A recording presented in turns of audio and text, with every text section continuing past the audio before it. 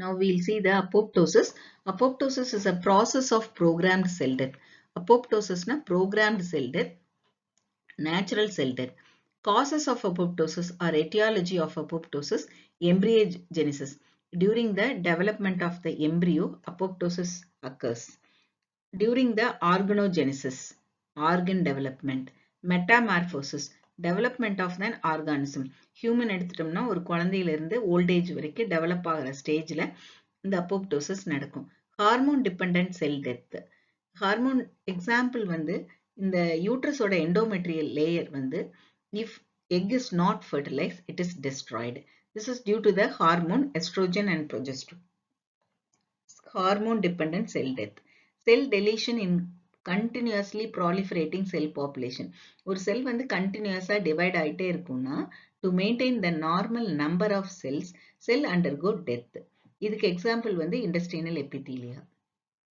Next வந்து cell death after the lifespan. இதுக்கு வந்து RBC ஓட லைஃப் ஸ்பேன் வந்து 120 days. 120 daysக்கு அப்புறம் RBC undergo cell death. These are the causes: embryogenesis, organogenesis, metamorphosis, hormone-dependent cell death, cell deletion in proliferating cell population, example intestinal epithelia, cell death after the lifespan. Mechanism of apoptosis. The process of apoptosis is divided into two phases. ஒன்று வந்து initiation phase. இந்த initiation phaseல என்ன நடக்கும்னா ப்ரோகாஸ்பேஸ்ங்கிற ஒரு enzyme அது இன்ஆக்டிவா இருக்கும், அது active காஸ்பேஸா மாறும். Initiation phaseல procaspase are activated into caspase. Executioner phaseல active caspase வந்து apoptosis execute பண்ணும். Initiation phase. இந்த initiation phaseல already நம்மளுக்கு தெரியும் procaspase is going to converted into caspase. இது வந்து ரெண்டு வழியா நடக்கும். This occurs through two main pathways. ஒன்னு வந்து extrinsic pathway. This is otherwise known as receptor mediated pathway. இன்னொன்னு வந்து intrinsic pathway. This is otherwise known as mitochondria mediated pathway. Extrinsic pathway. Cells have death receptors in the cell surface. இந்த செல் சர்ஃபேஸ்ல எல்லா செல் மேலேயுமே ஒரு receptor இருக்கும். அது வந்து death ரிசப்டார்னு சொல்றோம். Best known death receptor வந்து FAS. இந்த டெத் ரிசப்டாருக்கு ரெண்டு பார்ட் இருக்கும், ரெண்டு டொமைன் இருக்கும். செல்லுக்கு வெளியில இருக்கிற பார்ட் வந்து எக்ஸ்ட்ரா செல்லுலார், செல்லுக்கு உள்ள இருக்கிற பார்ட் வந்து சைட்டோபிளாஸ்மிக் பார்ட். இதுக்கு வந்து சைட்டோபிளாஸ்மிக் டெத் டொமைன் பேரு. எப்பெல்லாம் செல் வந்து சர்வைவல் சிக்னல் இல்லையோ அப்ப இந்த டெத் ரிசப்டார் மேல ஒரு லிகாண்ட் வந்து பைண்ட் ஆகும். When cell lacks survival signal, the FAS ligand binds to the FAS receptor and activates the extrinsic pathway. FAS மேல FAS ligand bind ஆனோன்னா extrinsic pathway initiate ஆயிரும். எப்படி initiate ஆகும்னா binding of the FAS with FAS ligand triggers aggregation of the multiple receptors together on the cell surface. அந்த FAS ligand வந்து FAS கூட bind ஆனோன்னா நிறைய FAS வந்து ஒரு இடத்துல aggregate ஆகும். இப்படி aggregate ஆகிற FAS ஓட cytoplasmic death domain எல்லாம் form a binding site for another protein that is called adapter protein. இந்த adapter protein அப்புறம் cytoplasmic death domain of the FAS ரெண்டும் சேர்ந்து ஒரு காம்ப்ளெக்ஸை ஃபார்ம் பண்ணும். அதுக்கு பேரு DISC, Death Inducing Signal Complex. இந்த DISC கூட ப்ரோகாஸ்பேஸ் பைண்ட் ஆகி காஸ்பேஸா ஆக்டிவேட் ஆயிரும். இது வந்து செல் மெம்பரேன். செல் மெம்பரேன்ல FASங்கிற ஒரு டெத் ரிசப்டார் இருக்கு. அதுக்கு ரெண்டு பார்ட் இருக்கு. இது வந்து செல்லுக்கு வெளியில் இருக்கிறது எக்ஸ்ட்ரா செல்லுலார் பார்ட். இது செல்லுக்கு உள்ள இருக்கிறது cytoplasmic domain, cytoplasmic death domain இதுக்கு சொல்றோம். இப்போ இது மேல FAS லிகாண்ட், செல்லுக்கு வந்து சர்வைவல் சிக்னல் இல்ல, அப்போ வந்து FAS லிகாண்ட் வந்து FAS கூட பைண்ட் ஆயிடுச்சு. இது வந்து triggers the aggregation of the more FAS.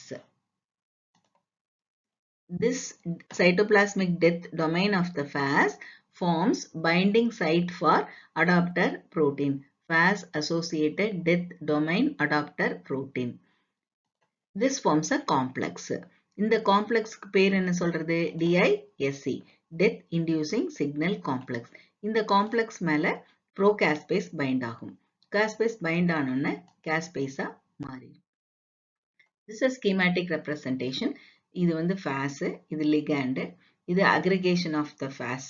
இது வந்து form a binding site for adapter protein. Adapter protein form ஆனோன்னா இதுக்கு பேரு DISC.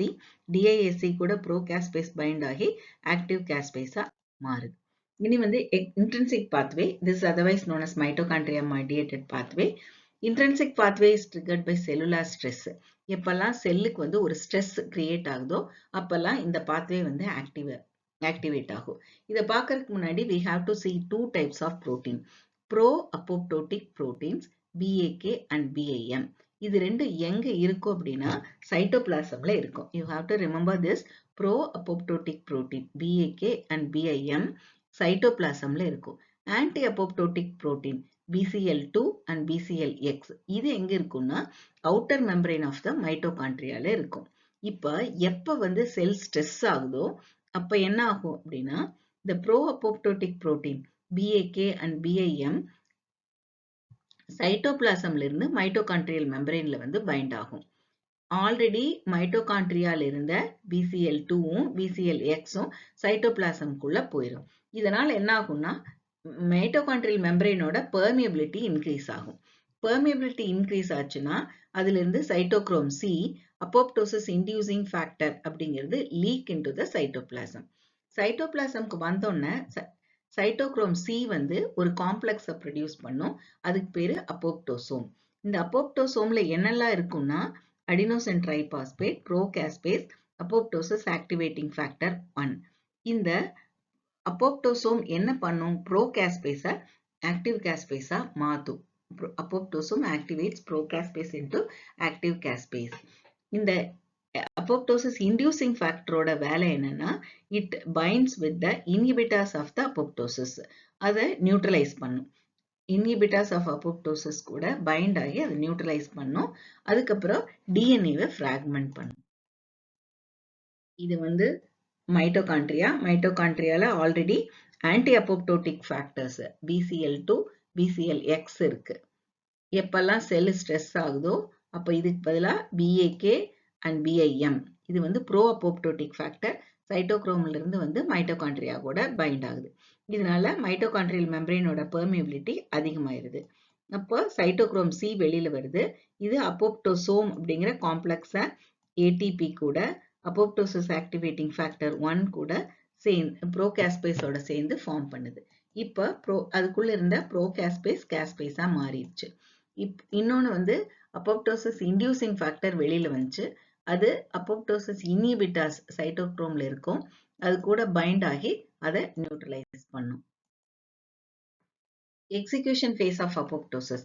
முதல்ல இருந்த இனிஷியேஷன் ஃபேஸ்ல வந்து ப்ரோகாஸ்பேஸ் காஸ்பேஸா மாறுச்சு.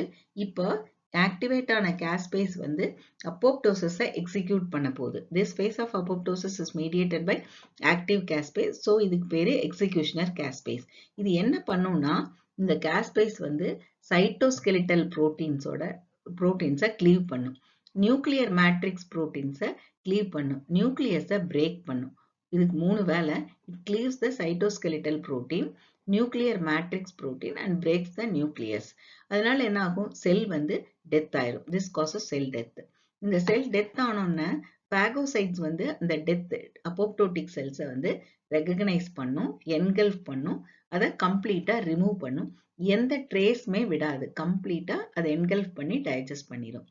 Very important thing is inflammation is absent in the apoptosis.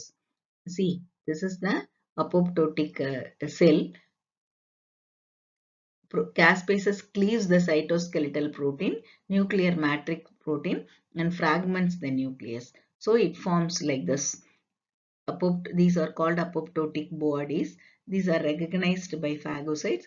Phagocytes engulf and digest the apoptotic bodies. Thank you.